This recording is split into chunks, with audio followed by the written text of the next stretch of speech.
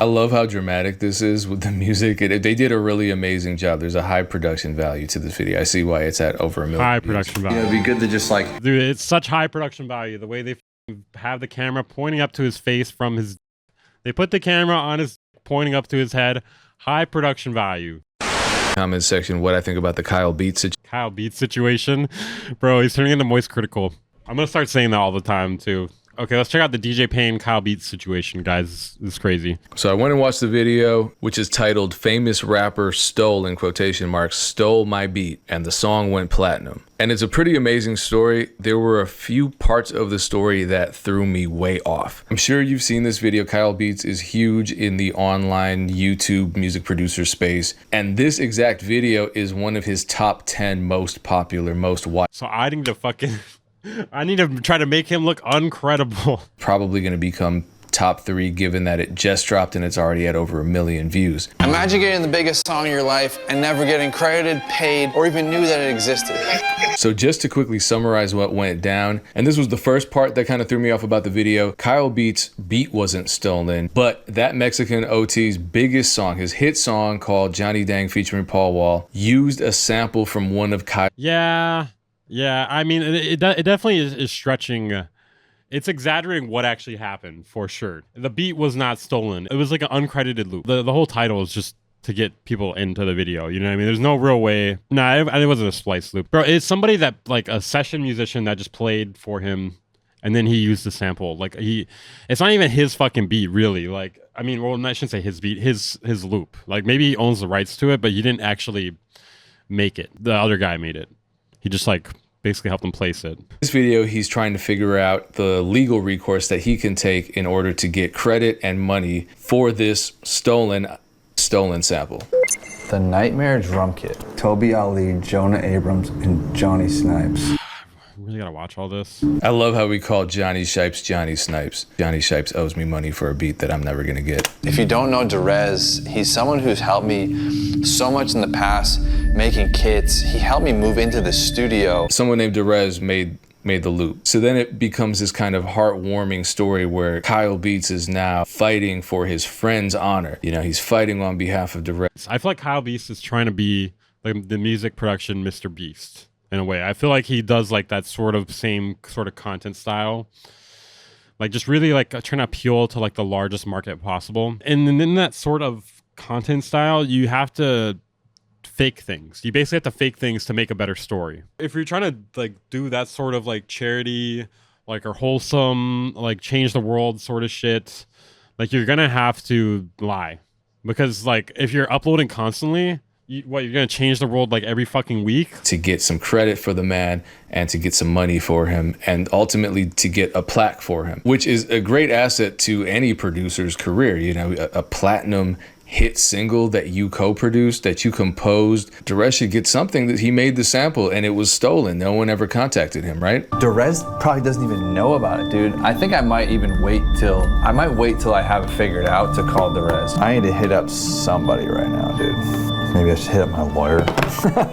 So here are my goals right now. When you're doing this sort of content, you have to turn on the camera and record yourself. That sounds obvious, right? But think about this. He had to have thought and probably said this to himself before recording it. Like, everything is staged. Like, I'm not saying this didn't happen in some context or form.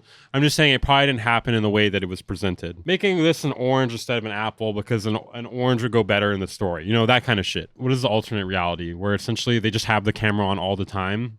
And then they're just like, oh man, I need to think about this and do this. The song. Unfortunately, I have to tell Derez that there's been a song that's been out for a year and he potentially might be a platinum music producer. Goal number 3, we gotta get Derez at least. Unfortunately, you might be a platinum music producer. I'm sorry to deliver you this bad news.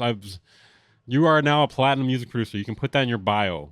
Derez credit. Horrible news. On this song and maybe even paid for it as well. Goal number 4 is get him a plaque. I have a feeling this song is platinum, and if it is, I want to be the one that delivers him the plaque. So you can look up if things are gold, if they're platinum. I'm gonna look up the song right now. This feels so cynical, but I wonder if he would really... See, the thing is, when I watched this originally, I didn't have such a fucking cynical vibe to myself talking about this.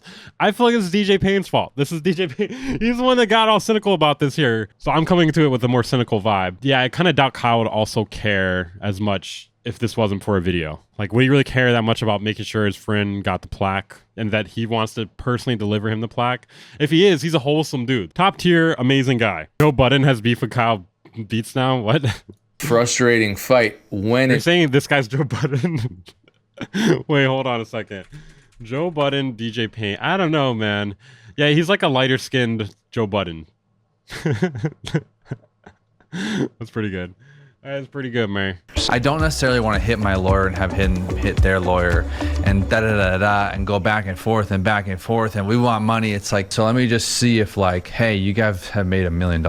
So I'm wondering why he didn't just go to the lawyers. If this is a case of Yeah.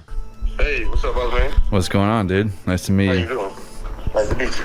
Yeah, I'm familiar with you, bro. I only skipped that section. I didn't even know that was a loop that the guy used. So already this is super encouraging, and if that was the kind of initial conversation I was having with somebody's manager, I would feel good about the situation. I want to be the one that purchases the platinum plaque, and in order to be able to purchase it, you have to get Right, credit. it's so see-through. Like when you realize that it's like, oh, this is just for the video, really. Like it's like, damn, I thought he was wholesome. I mean, he might be wholesome, but bro, it's hard to take it so seriously. Are you doing all right? Ah, you okay? Ah.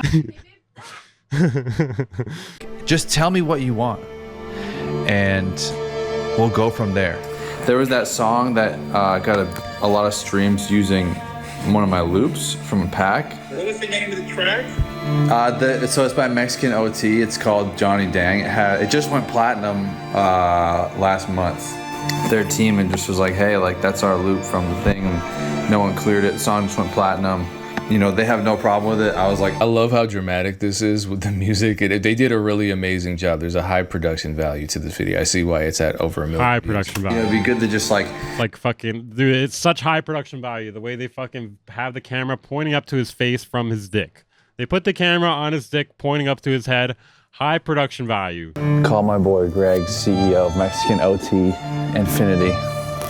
And I'm just gonna make. What?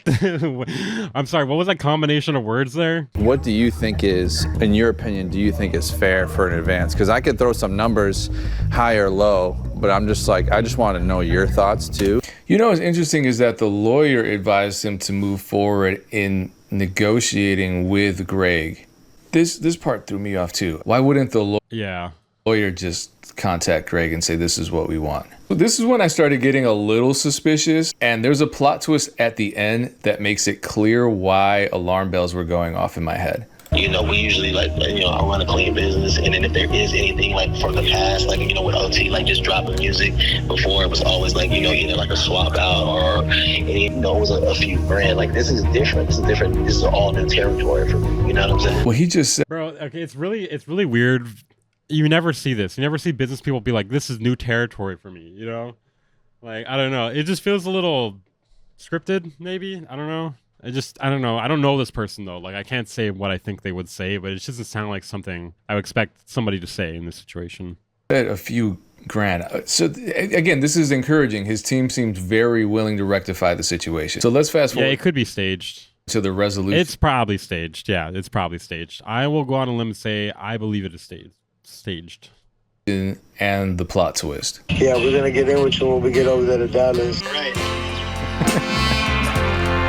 That doesn't if you're look like a wondering plaque. if the res got paid or not, well, no. This pack was originally released through a website I had called Pure Sound, where it was labeled as completely royalty free. So, to celebrate going platinum, Me and Derez decided to drop a melody pack. This is what I mean. This is the plot twist. So Okay, wait a minute. Wait, hold on. A lot happened there really quickly. if you release something, producers Yeah, follow it's not yours if it's royalty free. along here. If you drop something and it's royalty Bro, it's not fucking stolen then. I never caught this when I watched this originally. It's not fucking stolen if it's royalty free. How do I steal something that's royalty free? Unless I didn't pay for it, like and I'm supposed to pay up front. free, that means you don't get equity in the song. That means you don't get paid. I somehow missed that last time. I don't know.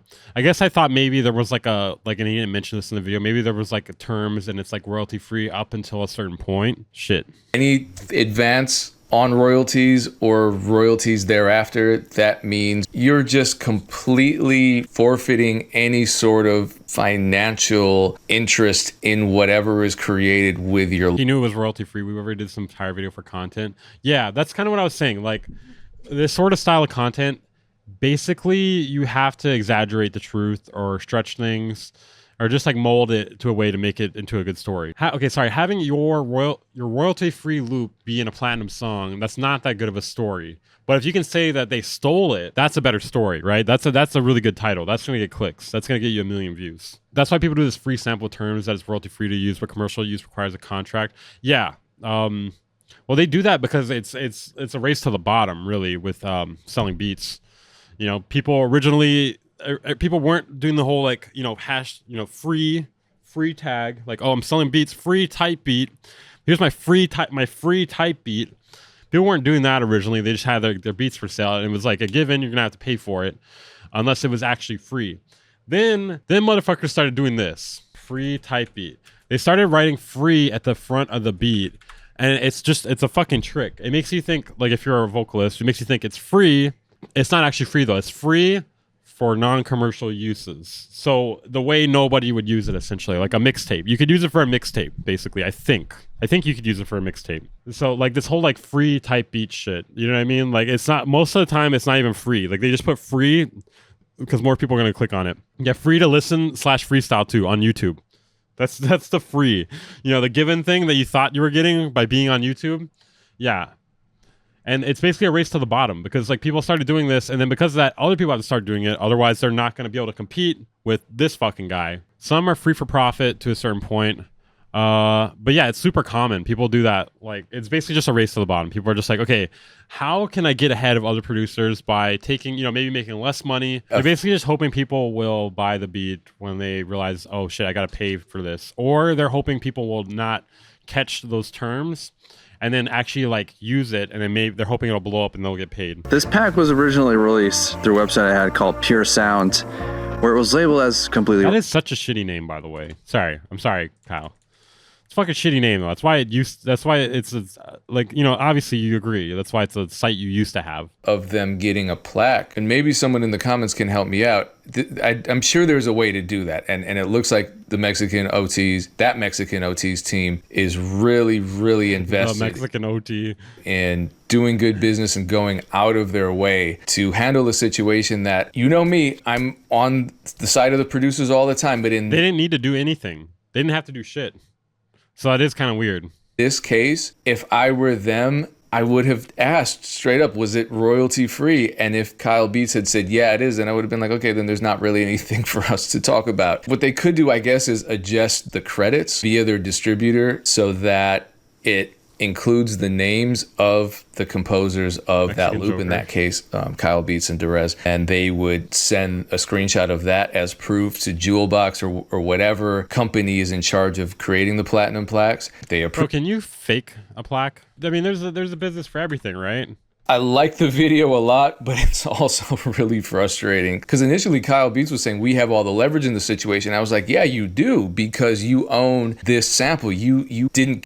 Oh my God, we have all the leverage in the situation where they used a royalty-free sample from us.